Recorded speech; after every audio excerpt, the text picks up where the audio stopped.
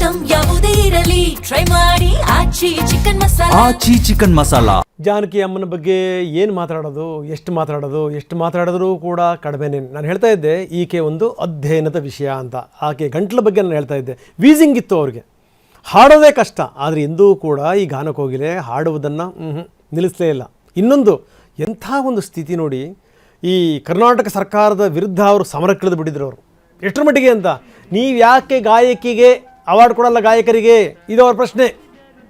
ಅನ್ಯಾಯ ಮಾಡ್ತಾ ಇದ್ದೀರಿ ನೀವು ಅಂತ. ನಮ್ಮಲ್ಲಿ ಏನೋ ಒಂದು, ನಮ್ಮಲ್ಲಿ ಎಲ್ಲಿಲ್ಲದ ಕನ್ನಡ ಜಾಗೃತಿ ಇಂಥ ಸಂದರ್ಭದಲ್ಲಿ ಬಂದ್ಬಿಡುತ್ತೆ. ಇಂಥ ಸಂದರ್ಭದಲ್ಲಿ ಅದಕ್ಕೇನೆ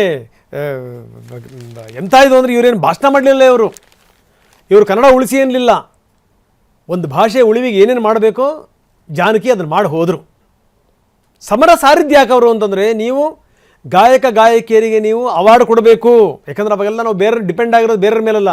ಘಂಟಸಾಲ ಬಂದು ಹಾಡ್ತಾಯಿದ್ರು, ಪಿ ಶ್ರೀನಿವಾಸ್ ಬಂದು ಹಾಡ್ತಾಯಿದ್ರು, SP ಬಾಲಸುಬ್ರಹ್ಮಣ್ಯ ಬಂದು ಹಾಡ್ತಾಯಿದ್ರು, ಜಾನಕಿ ಅವರು ಹಾಡ್ತಾಯಿದ್ರು, ವಾಣಿ ಜಯರಾಮ್ ಅವರು ಹಾಡ್ತಾಯಿದ್ರು, P ಸುಶೀಲಾ ಅವರು ಹಾಡ್ತಾಯಿದ್ರು. ಅವಾರ್ಡ್ ಕೊಟ್ಟರೆ ಬೇರೆಯವ್ರಿಗೆ ಕೊಟ್ಟಂಗೆ ಆಗ್ಬಿಡುತ್ತಲ್ಲ, ಇಂಥ ಒಂದು ಮನೋಭಾವನೆ. ಕೊನೆಗೆ ಹೋರಾಟ ಮಾಡಿ ಅದರ ಪರಿಣಾಮ ಏನಾಯ್ತು ಗೊತ್ತಾ? ರಾಜ್ಯದಲ್ಲಿ ಅವಾರ್ಡ್ ಕೊಡೋಕ್ಕೆ ಶುರುವಾಯಿತು. ಇವರ ಪ್ರಯತ್ನದಿಂದಾಗಿ ಮೊದಲು ಅವಾರ್ಡ್ ತಗೊಂಡ್ರು ಯಾರು ಗೊತ್ತಾ? ಬಿ ಆರ್ ಛಾಯಾ ಅವ್ರಿಗೆ ಅವಾರ್ಡ್. ನನಗೆ ಬೇಡ ಇದು, ಬಟ್ ನೀವು ಕೊಡಬೇಕು ನೀವು ಅವಾರ್ಡನ್ನು ಅಂತ. ಇದು ಜಾನಕಿ ಅಮ್ಮ ಅಂದರೆ.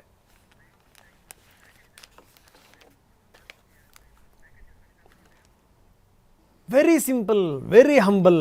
ಎಷ್ಟರ ಮಟ್ಟಿಗೆ ಅಂತಂದರೆ, ಎತ್ತರಕ್ಕೆ ಹೋಗಿರುವಂಥವ್ರು ಎಲ್ಲರೂ ಕೂಡ ಅದೇ ಮಾತನ್ನು ಹೇಳ್ತಾರೆ. ನಾನೇನಾಗಿದ್ದೀನಿ ಅದು ನಾನಲ್ಲ, ಏನೋ ಒಂದು ಶಕ್ತಿ ನನ್ನನ್ನು ಈ ರೀತಿ ಆಡಿಸ್ತಾ ಇದೆ, ಈ ರೀತಿ ಹಾಡಿಸ್ತಾ ಇದೆ.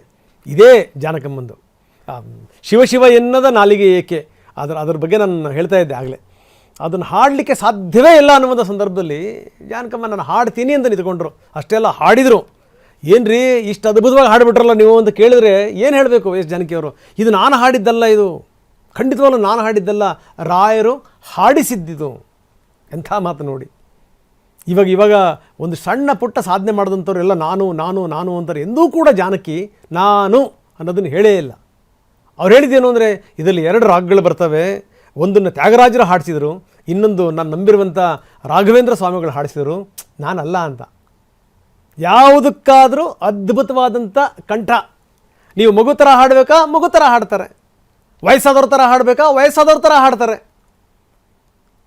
ಈ ಯಂಗ್ ಆ್ಯಂಡ್ ಎನರ್ಜೆಟಿಕ್ ಹಾಡುಗಳು ಬೇಕಾ, ರೆಡಿ. ಗಂಡಸಿನ ಧ್ವನಿನಲ್ಲಿ ಹೇಳಬೇಕಾ, ಅದಕ್ಕೂ ರೆಡಿ. ಇನ್ನು ಭಕ್ತಿ ಭಾವ ಅದ್ರ ಬಗ್ಗೆ ಅಂತೂ ಬಿಡಿ, ಹೇಳಲಿಕ್ಕೆ ಸಾಧ್ಯ ಇಲ್ಲ. ಯಾಕಂದರೆ ಅಂಥ ದೊಡ್ಡ ದೈವ ಭಕ್ತೆ ಜಾನಕಿಯಮ್ಮ. ನಿತ್ಯ ದೇವರ ಜಪ.